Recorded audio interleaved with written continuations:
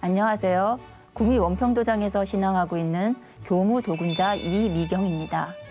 증산도를 처음 만나게 된 것은 대학 입학하고 한 달쯤 되었던 것 같은데 강의실에 동아리 소개를 하려고 2명이 들어왔어요. 그중 한 명이 바로 위 학번 과 선배라고 했는데 우연히 그날 그 선배에게 찍힌 이후로 선배가 제가 수업하기 끝나기 기다려서 자꾸 얘기를 나누게 되었습니다.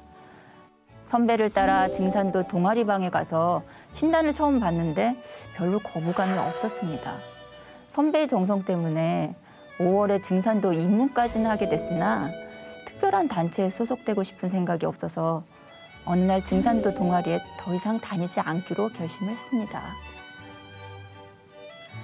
그러고 낮에 잠이 들었는데 갑자기 과의에 눌린 거예요. 몸은 안 움직이고 억지로 눈을 살짝 떠보니 어떤 흰옷 입은 할아버지가 딱 가부좌 자세로 저를 엄하게 보고 계셨는데 그냥 그 이유를 알겠더라고요. 그래서 네, 증산도 동아리에 계속 다니겠습니다. 그렇게 마음속으로 말씀을 드리고 가위 눌림에서 풀려났습니다. 뭐 그렇다고 바로 증산도에 입도를 한 건 아니고 1, 2년간 입문한 채로 지내고 있었는데 어느 날 신기한 꿈을 꾸게 되었어요. 옛날 조선시대 평민 복장을 한 여러 명이 가운데서 장고랑 북동을 치면서 신나게 춤을 추고 그 주변을 많은 사람들이 원으로 겹겹이 에워싸서 부러운 듯이 보고 있는데 그 구경꾼 중에 제가 너무나 부러워하면서 보고 있더라고요. 꿈속에서 춤추는 사람들이 얼마나 기뻐하는지 또 주변 사람들을 얼마나 부러워하는지 온몸으로 생생하게 느낄 수 있었는데 깨고 나서는 도대체 이게 무슨 꿈인지 알 수가 없었습니다.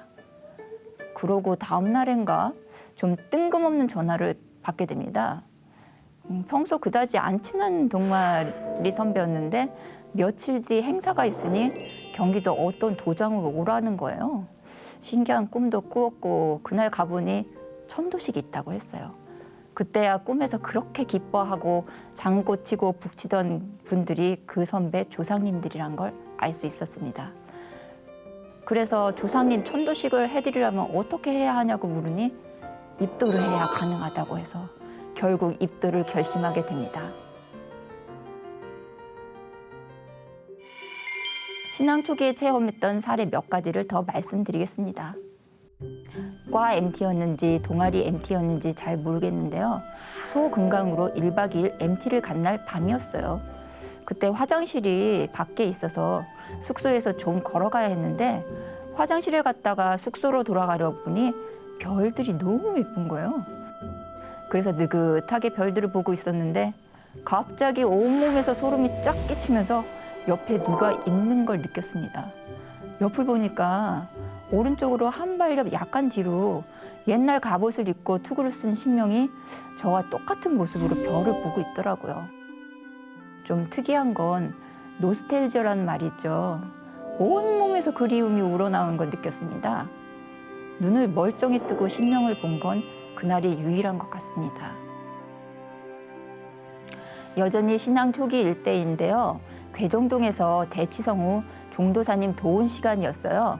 도운을 시작하시려는 종도사님이 온몸이 투명하게 보이면서 종도사님 뒤에 있는 상제님 어진이 비쳐 보였습니다. 아니 어떻게 저렇게 사람 몸에 진기가 하나도 없을 수가 있을까 싶은 게 한마디라도 말씀하시면 안 될 것 같더라고요. 한쪽에선 태상 종도사님께서 너무 엄정하게 종도사님을 주시하고 계셨고요. 아마 그때가 종도사님께서 도전 초판 작업을 하고 계셨나 봐요. 그런 체험 때문인지 도전 토판이 나오자 끝까지 하루도 빠지지 않고 매일 도전을 읽었던 기억이 있습니다. 대학원에 진학하고 1학기 때였어요. 당시 대학이 소속된 도장이 아니라 사는 곳을 중심으로 하는 정책에 따라서 저는 광명도장에 나가고 있었는데요. 잘 다니던 광명도장이 무슨 이유인지 갑자기 문을 닫게 되었습니다.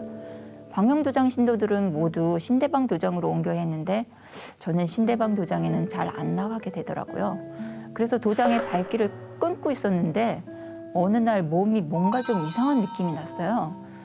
병원에 가서 엑스레이를 찍어봤는데 아무 이상이 없다는 거예요. 그런데 몸은 점점 안 좋아져서 일주일 정도 지나니 숨을 크게 쉬는 것도 불편하게 되었습니다. 동네 병원 말고 좀 더 큰 병원에 가서 엑스레이를 찍어보니 늑막염이라고 했어요. 일주일 만에 결핵균이 늑막까지 감염을 시킨 거예요. 일단 휴학을 하고 늑막염 치료 후엔 계속 집에 있었는데 문제는 결핵약을 먹으면 미식거려서 밥을 잘 먹지 못하고 있었어요. 어느 날 저의 인도자인 과 선배가 괴정동 본부에서 무슨 행사가 있으니 같이 가자고 연락을 했습니다. 그때는 제가 다시 강남도장 소속으로 되어 있었던 것 같습니다. 강남도장에서 버스를 대절해서 많은 사람들이 같이 갔습니다. 그날 괴정동 본부에서 태상 종도사님께서 도공을 내려주셨습니다. 몸을 움직이면 혈이 움직이고 혈이 움직이는 거에 따라 기가 움직인다고 하시며 몸을 움직이면서 그날 내려주신 도공 주문을 외우라고 하셨는데 저는 사람이 너무 많아서 편히 앉기도 어려운 데다가 몸을 움직이는 도공 자체가 너무 낯설어서 그냥 눈을 뜨고 가만히 앉아만 있다가 왔습니다. 그런데 신기한 건 돌아오는 버스 안에서 식사로 도시락을 줬는데 힘이 확 돌면서 도시락 하나를 깨끗하게 다 먹은 거예요. 그리고 집에 돌아와서는 이상하게도 결핵이 나왔다는 확신이 들면서 조금의 의심도 안 들더라고요. 그래서 바로 약을 끊어버렸어요. 몇 개월 뒤에 사진을 보니까 실제로 결핵이 다 나와 있었습니다. 그 후로는 취업을 하고 결혼을 하고 지방으로 이사를 하고 다니던 도장이 문을 닫게 되는 등 주변 환경 변화가 있어도 도장에는 꾸준히 나가게 됩니다. 제가 저도 모르는 이유로 눈물을 흘린 일이 2번 있었습니다. 첫 번째는 대전 충무체육관에서 태모님의 한복 차림의 어진에서 노란색 용포 차림의 어진으로 교체 봉안되는 걸 보고 있을 때였어요. 갑자기 얼굴에서 뭐가 떨어져서 만져보니 제 2눈에서 눈물이 흐르고 있더라고요.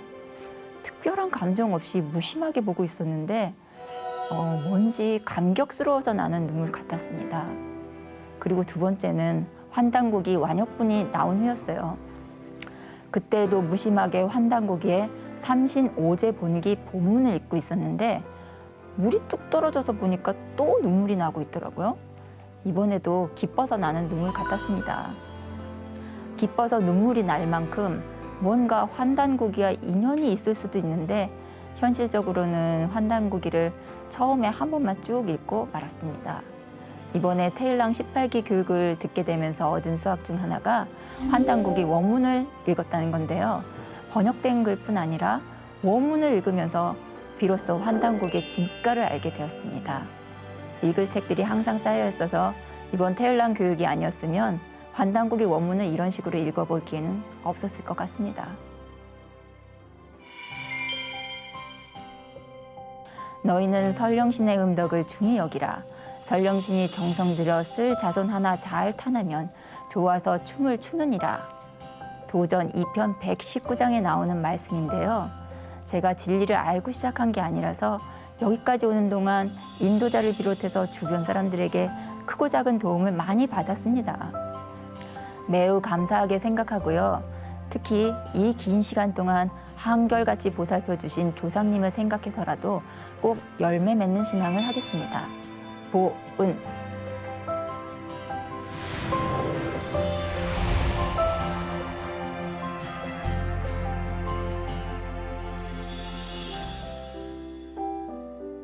안녕하세요. 저는 대구 수성도장에서 신앙하고 있는 교무종감 김정란 태열랑입니다. 저는 증산도 모태신앙인데 그래서 어린 시절 도장과의 추억을 빼면 추억이 없을 정도입니다.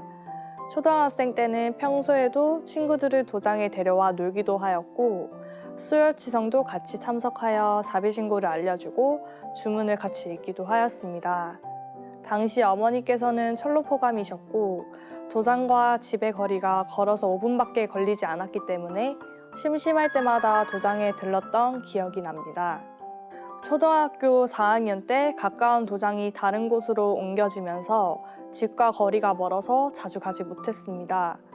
그러다 중학생이 되면서 그런지 늘 저보다 신앙이 우선처럼 보이는 부모님이 원망스러웠고 부모님이 원망스러우니 신앙에 대한 반발심이 생기기 시작했던 것 같아요. 그래서 교회와 성당을 가보았습니다.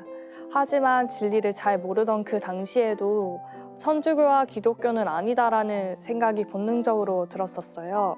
그래서 불교에도 관심을 가져보고 세상에 신은 없다라며 신의 존재를 부정하기도 했었습니다.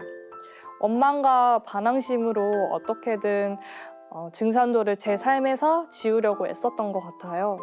고등학생 때도 이런 마음이 지속되었고 그저 친구들과 놀고 싶은 마음이 컸었습니다.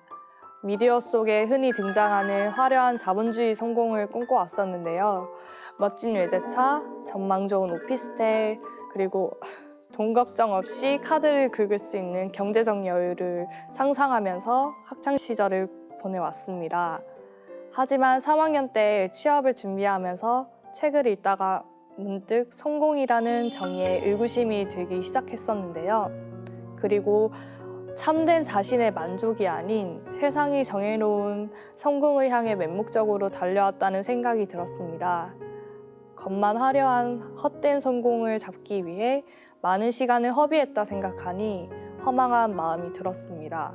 그때부터 어떻게 살아야 후회하지 않는 삶을 살 수 있는 건가? 내가 원하는 성공은 무엇인가? 라는 생각을 하게 되었습니다. 사회에서 해보고 싶었던 다양한 경험들을 해보았으나 어떤 것도 만족스럽지 않았는데요. 외부에서 채워지지 않은 마음의 갈급증을 풀기 위해서 부모님과도 많은 도담을 나누었었어요. 그때마다 부모님께서 진리를 알아야 하는 이유를 말씀해 주셨고 진리만이 내 마음을 채워줄 수 있다라는 것을 느끼며 조금씩 신앙에 대한 마음을 다시 열 수 있었습니다. 고등학교 졸업하기 전에 대구에서 직장 생활을 했었고 또 서울로 직장을 옮겨서 생활을 하게 되었습니다. 그때부터 다시 신앙을 제대로 하고 싶은 마음이 생겨 서울에 있는 강남도장을 방문하였습니다. 그때 대포 간부님들께서 천지성공을 읽어보라 권유하셨고 천지성공이란 책을 읽으며 그동안 품어왔던 세상에 대한 의문이 하나둘 풀리게 되었습니다. 지금 이 세상 사람들이 경쟁과 갈등 속에서 살아갈 수밖에 없는 이유는 상극이라는 대자연의 질서 속에 살고 있기 때문이고 상극의 시간대가 끝나면 가을개벽과 더불어 상생의 질서로 돌아가 새로운 세상이 열린다는 것을 제대로 깨닫게 되었습니다. 책을 읽은 후 진리에 대한 확신을 가지며 앞으로는 헛된 성공이 아니라 제가 진정으로 만족할 수 있는 천지 성공을 이루며 살아야겠다는 삶의 목적이 생겼습니다. 이후 강남도장에서 팔관법을 배우며 그동안 단절되었던 신앙을 다시 새롭게 시작하게 되었습니다. 평소 태을랑 예비 성직자 교육을 들으면서 저도 꼭 참석해서 교육을 받고 싶다라는 생각이 있었습니다. 그래서 이번 기회에 스스로 태을랑 성직자 교육 신청을 하였습니다. 치성 때면 늘 도움을 받들고 그리고 포정님 강운을 들으면서 매번 그래 나는 판무리 일꾼이 될 거야 다짐을 하면서도 다음 날이 되면 세속적인 일상에 빠져서 마음을 다잡기가 쉽지 않았었는데 태을랑 예비 성직자 8기 교육에 참여하여 오로지 진리 공부와 수행에만 집중을 하다 보니까 분열된 생각과 마음이 잘 정리됨을 느꼈습니다. 또한 앞으로 제가 어떻게 살아야 하는지, 어떤 정신과 마음으로 살아가야 하는지에 대해서 명확하게 직시할 수 있게 되었습니다. 그때는 아무도 없고 나 혼자 내 그림자하고 둘이서 지구촌의 세계 가족을 건설한다고서 돌아다녔다. 다 바쳐서 신앙을 했다. 는 태상 종도사님의 말씀이 아직도 귀에 생생하게 들리는 것 같습니다. 일평생을 자고우면하지 않으시고 오직 외길 인생을 일로 매진하신 태상 종도사님의 정신을 새롭게 다시 한번 새기고 깊이 생각하는 소중한 시간을 가지게 되었습니다. 태사부님, 사부님의 평생 한결같은 삶을 본받아 저도 앞으로는 진리 중심의 삶, 진리에 헌신하는 삶을 살고 싶습니다. 그리고 언제나 저를 믿어주시고 아껴주시는 부모님께 진심으로 감사드립니다. 보은